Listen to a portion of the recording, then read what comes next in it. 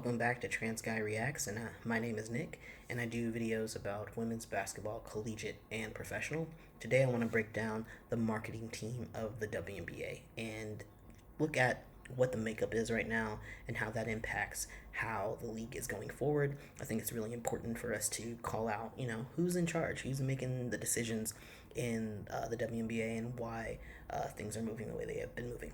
I would say, first off, I'm not trying to attack anyone. I'm just trying to share information about nuances and give a little bit of context. Again, if to start this, I always say, like, hey, if you are interested in this topic, please like, share, and subscribe. If you are a new fan and you're only interested in learning about one team or one player, I'm not the page for you. Please dislike the video and I won't show up on your feed anymore. But if you are interested in this, please go ahead and like the video. So I do want to talk about the breakdown, of course. So I'm going to go over the key people in the marketing team right now. Also, I want to give note that this new team of marketing people have definitely been doing better than the past. In the past, the marketing teams were not great. I would say that probably not due to the people on the team, but more so to the resources that they had in the mostly the resources and the drive to make the W better, and the media sentiment. So, I'm not trying to talk mess about anyone and their abilities, but yeah. Actually, I have this started on the wrong page, so let's get to the right page. Let's start with Phil Cook here. So let's jump into it. Phil Cook, he is the CMO. This is a new role, so they didn't have a chief marketing officer until he became the chief marketing officer. So that tells you a lot to begin with.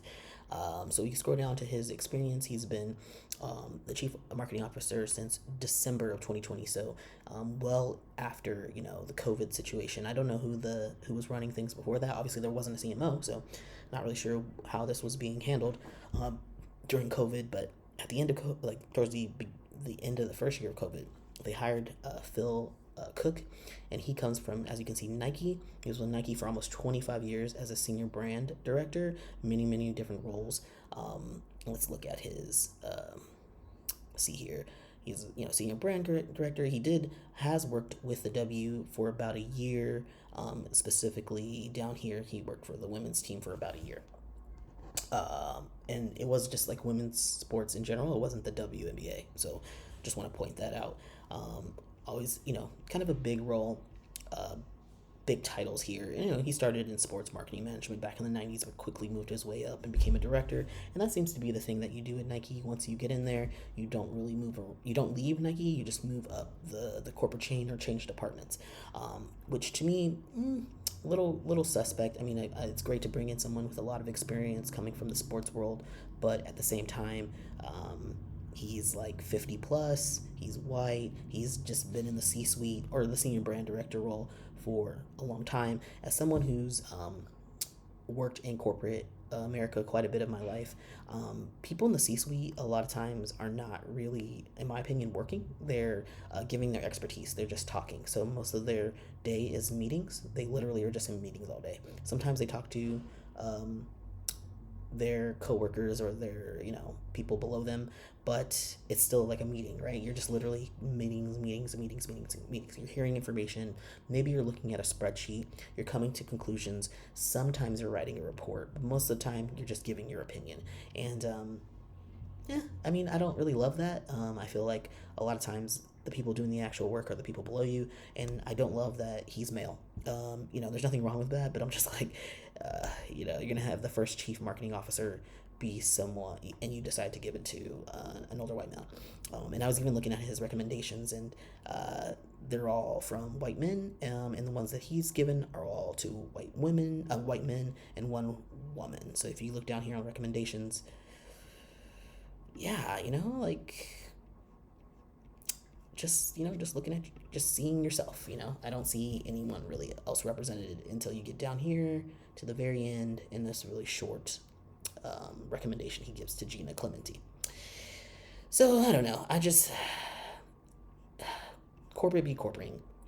I mean, the same could be said about Kathy Engelbert, but at least Kathy Engelbert comes from Deloitte, and Deloitte is a big supporter of the WNBA, namely because she came from there, to be honest. And that's what you want in the commissioner. You want someone who's able to make connections and bring more money and eyeballs to the league. So she's doing her job well. I'm happy that she's there, but I'm sure Phil is a great person. I'm sure if I met him, I'd like him, but it's just setting up a standard, right? That's what bothers me. So let's move on to the next person, and that is Roman King. So he is the creative director at the WNBA. He reports directly to Phil, and he's been the creative director since February 2019. I went to his website too. He has a pretty he's got a great like situation in terms of like what he has to offer. I have no problems with it. My issues with it are it looks really great in print. He does his history is print. So you can see here he was with Rolling Stone for a year. Oh, let me make this bigger. He was with Rolling Stone for a year. He was with Advanced Publications, which is the Condé Nast group. He was with the Philadelphia Magazine, and then before that he was a graphic designer. So his background is like very much print oriented, very magazine oriented, and you can see that in his work. But his work is good. I'm not knocking his work, and he's definitely brought this great visualization to the league, but I don't know if it really works in terms of like video and media. He's great with the print look, and more high end things. So I'm just kind of curious as to why. Maybe he has a lot of passion for the game. Maybe that's why. I mean, he's doing great. Like I said, I'm not mad at what he's doing. I'm just surprised that this person with his background was chosen for this role. But so far, so good. Nothing really to complain about.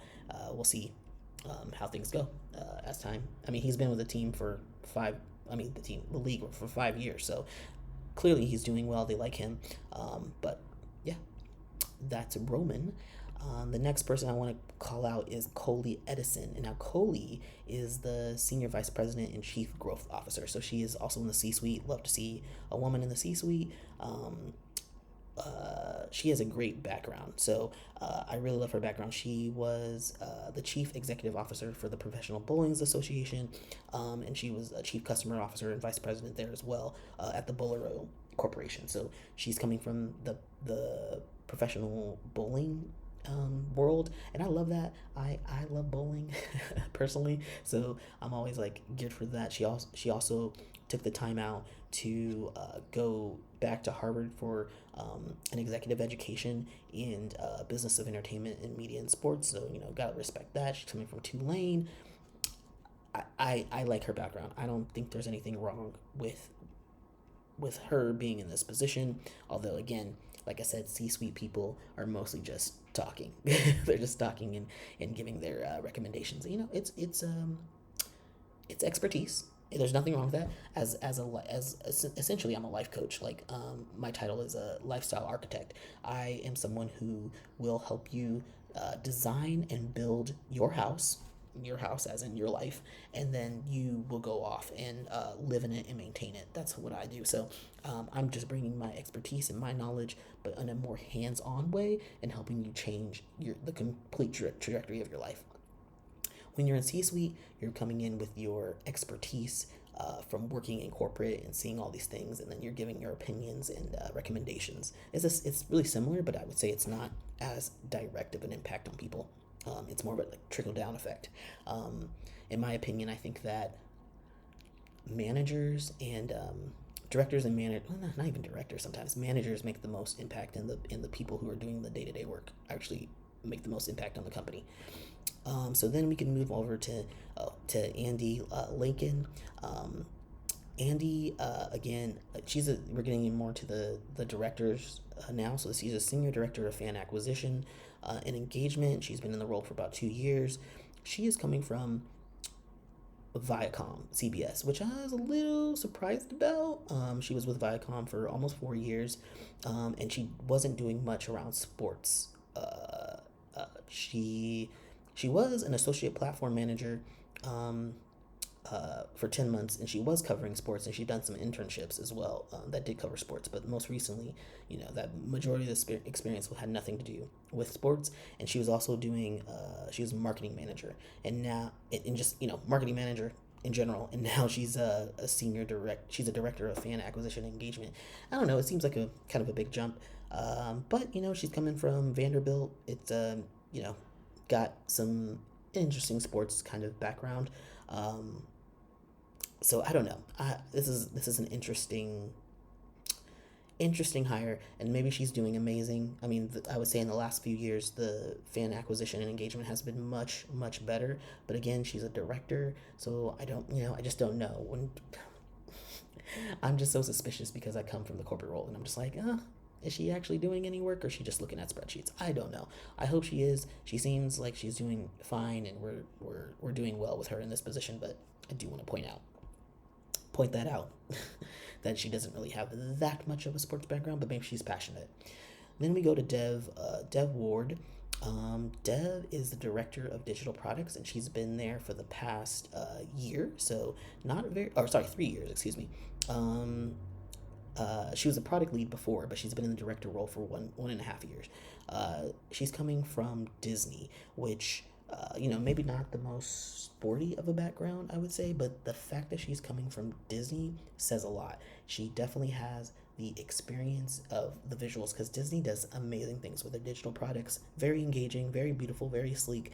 So I can definitely see her impact on the digital space, and I think this is a really good hire. This was smart. Having someone coming from Disney, having that positive attitude. Disney is like very, very positive all the time.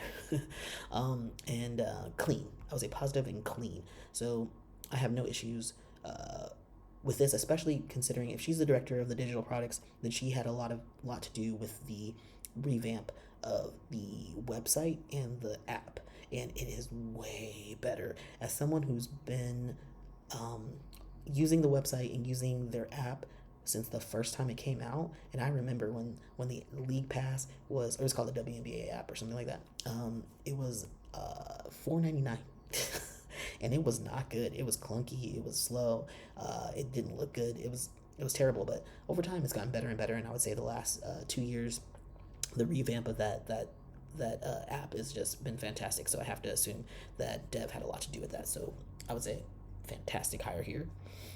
All right, let's move on to Lauren. So Lauren Dwyer. I might be saying that wrong. She's a senior director of growth and innovation. She's been in this role for about 4 years. She's I love that she was the basketball administration lead and then got bumped to the director, and then shortly thereafter, my light went off.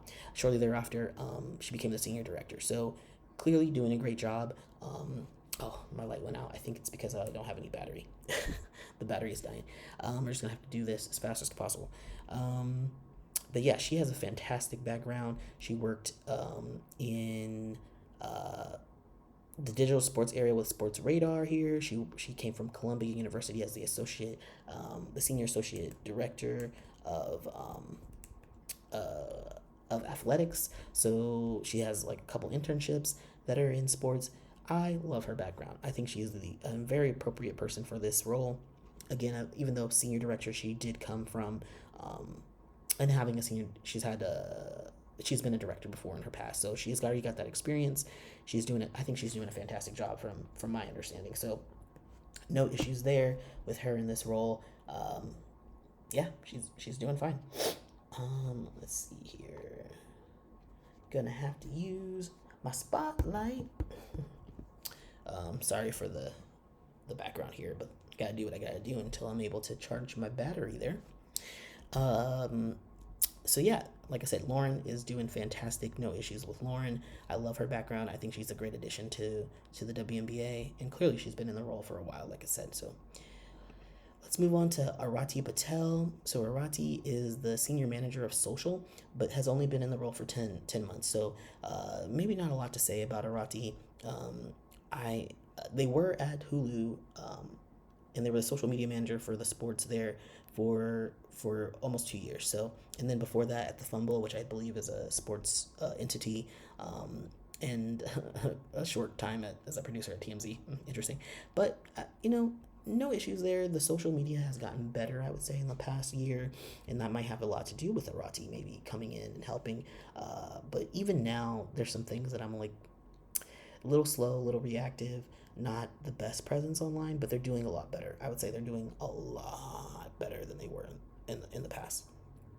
So good on them to bring in some fresh talent, but they're a manager, so I don't know if they're doing the day to day things, but they're definitely looking over stuff.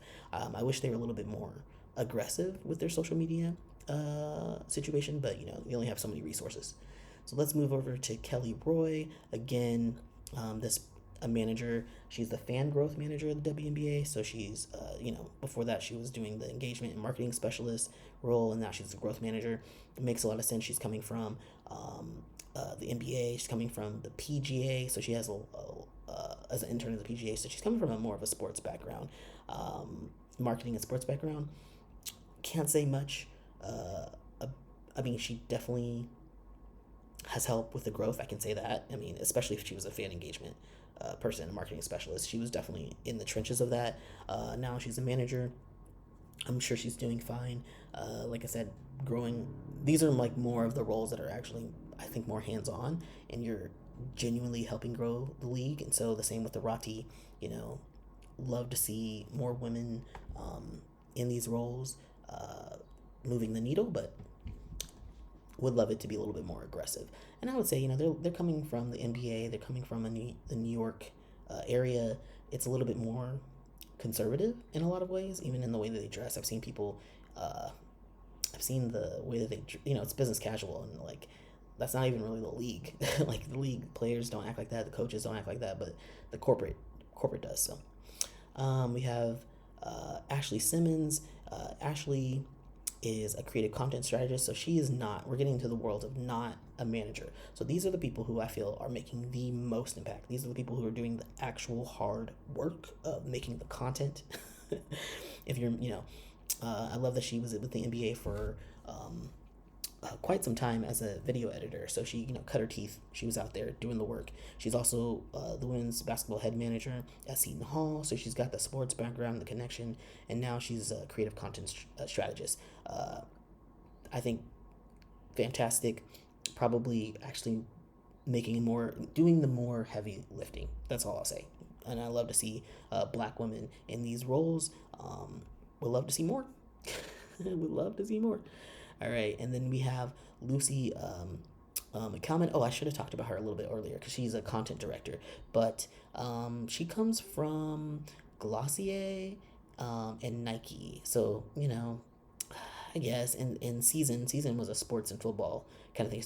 And then the Players Tribune, she does have a sports background. There's nothing wrong with that, but she's coming from a more structured place, and it's more like writing. It's more content. So obviously she's more of an editor, and that might lead more to a conservative outlook in terms of what's being put out. So I just want to point that out. There's nothing wrong with Lucy. I'm just saying, like, it's just a little bit more business. I would say it's more business than, and it really suits more to the other directors as well. And then we have Tisha Carmona. I really like Tisha. She makes a lot of content on social media about being in the WNBA and her interest in it. She got into the NBA and was very clear with them about how she wanted to be working with the WNBA. And now she's a contractual marketing manager. I love to see it. She has a lot of passion. So she's young and she has a lot of passion. So I am very happy with this hire. She is probably doing a lot of work. She's already doing social media and she's doing these contracts. Girl is working, all right, and it's probably one of the reasons why the league is growing on social media, because she's got the fire. She's younger. Let's be real. Then we have Emily Black, another manager. She's in business development and marketing partnerships. Only been in the role for a year. She's coming from some other sports entity called Hashtag Sports, so she does have that background. And even her internships have been in the sports world, so no issues there. I mean, business development is selling, right? So I hope she's doing a good job. I'm assuming she was behind the Miel, as you can see here, the Miel collaboration here, the partnership.